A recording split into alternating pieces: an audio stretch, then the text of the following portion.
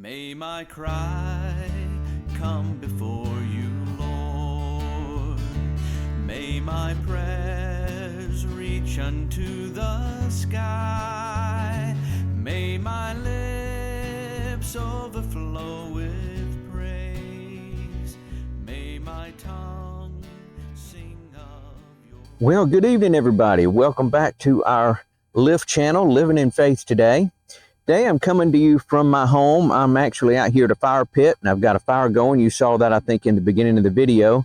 Right now it's more smoke than fire, but I want to go ahead and get this done before dark. Today I wanted to come to you and talk to you a little bit about noise. And you may say, well, what in the world are you thinking about noise? Well, this world is full of noise. I mean, we hear things like right now, I hear a lawnmower in the background going. A few minutes, we might hear an airplane going by, and those are kind of noises in the background. Another aspect of that is that I have tinnitus in my right ear particularly. So I hear a lot of ringing in this right ear. And I remember when I was young, I used to go out at night and I could hear all the crickets and all the bugs and all the stuff going on. And now it's almost like an imaginary thing in there. All I'm hearing is the ringing, but it kind of resembles, or it kind of puts me back into that place of what it used to be. But if I focus on that ringing noise, it's very distracting.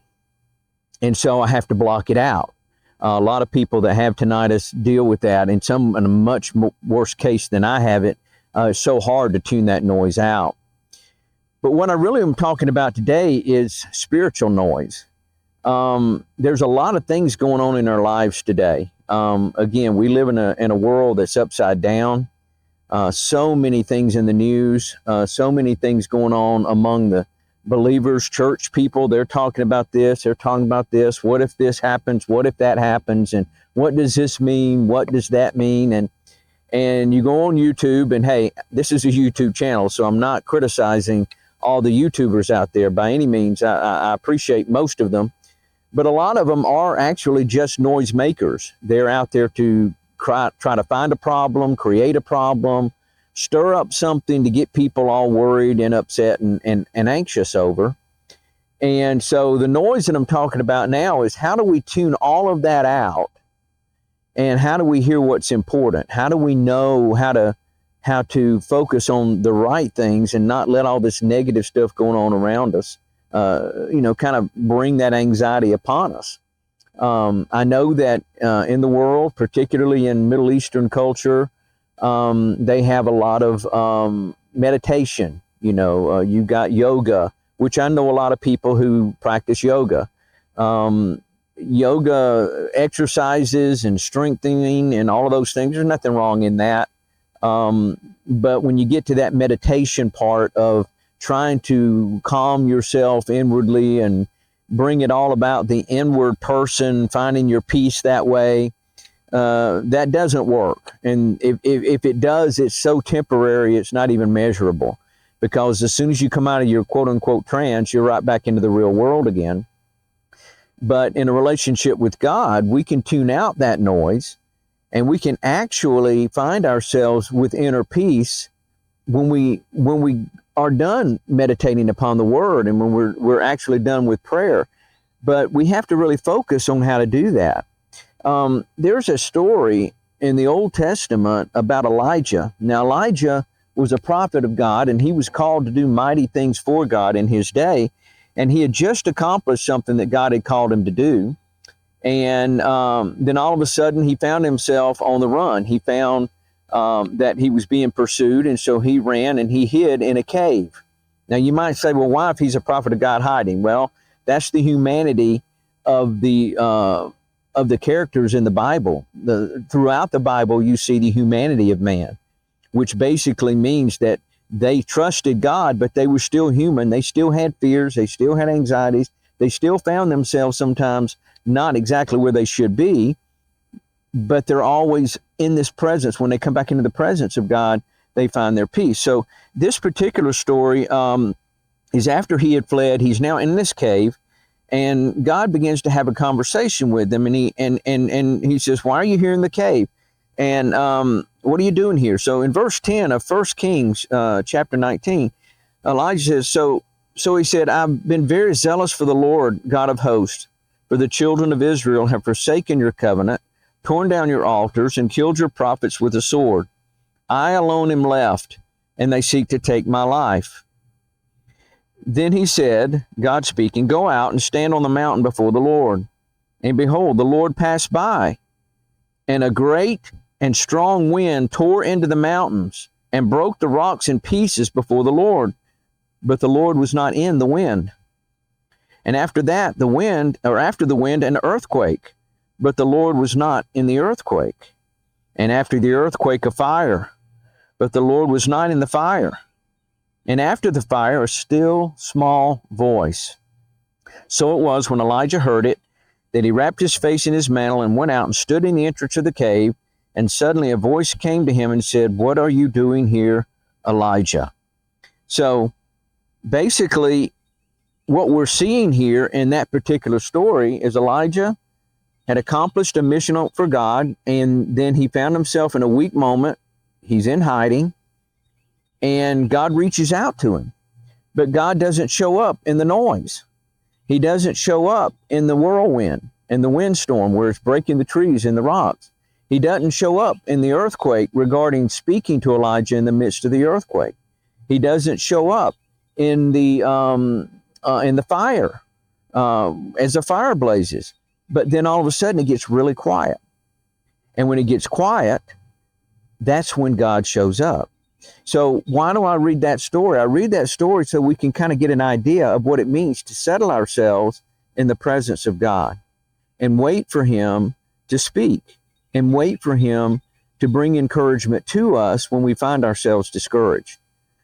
I hope this smoke blowing that way in front of the camera is not too much of a distraction. I'm going to keep this video. I'm not going to let that be something we edit out. This is real life. It's kind of what happens. So the smoke right now is shifted toward the camera.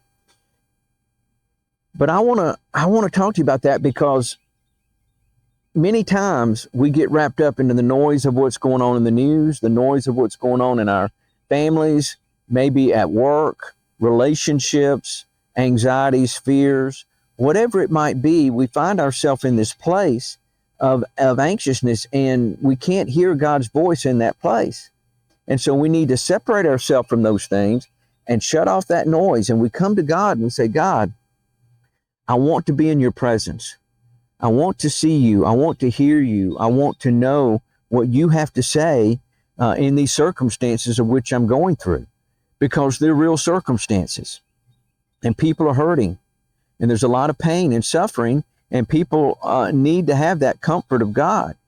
Unfortunately, so many people live their life without seeking God, without trying to find the answers in him, without coming to a place where they can actually say, Lord, I'm finding my peace in you. They're still trying to find something. We've talked about that in many of our videos. They're still looking for something that will bring them peace. And the peace only comes from God. So I just want to encourage you today, if you're in that place where you really have work-related things or maybe lack of work, if you're in a place where you're waiting on God to provide financially through work or through other means, if you're waiting on God, if you're going through physical illness and things that you're struggling with there, if you're waiting on God because you're afraid of what's going on in this world that we live in and this confusion and all the noise with the news, and again, even in the Christian culture, we find ourselves playing the what if and the when this and how's that, and we just have to put all that down. And the way that you really can do that is when you really put yourself into a place of recognizing who God is, the creator of all things, the sustainer of all things, and the one who is keeping everything together. And his way is the right way. He's perfect. He's flawless. He knows everything. He sees everything. And he's a sovereign God. And that sometimes means that we don't totally understand all of the things in his sovereignty. We don't understand the decisions that he makes. And we have questions. And it's okay to come to God with questions. But when it's all said and done, we have to come to God in the recognition that we accept his will no matter what. That's what Jesus did right before he went to the cross, right before he was arrested and had that whole fake trial and all of that. before he was crucified, he was in the Garden of Gethsemane, and he was praying, and his body, his physical part of himself was heavy and burdened because he knew what he was about to have to do. And he prayed and he said, Lord, he said, Father, if there's any way that this cup can be taken from me, in other words, if there's any other way, oh Lord, Father, if there's any other way. But then he said, nevertheless, not my will, but your will be done. And so that's what Jesus did. He submitted to the Father's will, and that's what we are to do as well. We submit to the will of God when we don't understand it, sometimes when we don't like it. But we have to serve the God that is, not the God that we try to mold into our image to be like we want him to be, to do what we want him to do. He's not a Santa Claus. He's not a genie in a bottle. He's the Almighty God who loves us enough to give us a way of escape and a way of finding peace and a way of finding hope when there is no hope to be found in this world or the things of this world. So I hope that that's an encouragement today. Help to block out that noise, come to the Lord, sit in his presence, open up the word, get in the Psalms. The Psalms are a great place to find. You can just read and there's peace there. There's just the way that David wrote a lot of the Psalms and other writers. There's a lot of hope there. And then also, put in some soft worship music. And I'm not talking about the contemporary stuff that's out there today. They all sounds the same, all looks the same, all acts the same. That's all generated business. I'm not talking about that. I'm talking about genuine songs of worship. Maybe not even with the words, just the music. And just let yourself rest in the presence of God and then ask God to speak, to block the noise and to speak. And I promise you, he will hear that prayer and he will meet you where you are and he will guide you and he will lead you through that season of life into the next season, which there's various ones that comes and goes. As long as we're in this tent, as I call it, this fleshly being, we're going to have troubles and trials and situations to deal with. But the God of hope, the God of all gods, the King of kings, the Lord of lords, he wants to spend time with you, and he wants you to reach out to him, and he wants you to hear his voice. So again, come to him, put aside the noise, and listen for that still small voice to speak encouragement to you. And I hope that this video has been an encouragement. I'm afraid that I'm kind of blocked by a lot of the smoke here, but I'm not worried about that. I just want the message to be clear and the hope to be clear. And I just want you to receive all that he has for you. So may God bless you and keep you. And until we come together the next time when we do our next video, I pray you'll listen to these videos, watch these videos, share these videos just for encouragement. That's the purpose that I'm putting them together. I have no other reason to do this except to encourage you. So be blessed. Look forward to seeing you the next time here on our Lift channel, Living in Faith Today. And I hope to see you next week. God bless.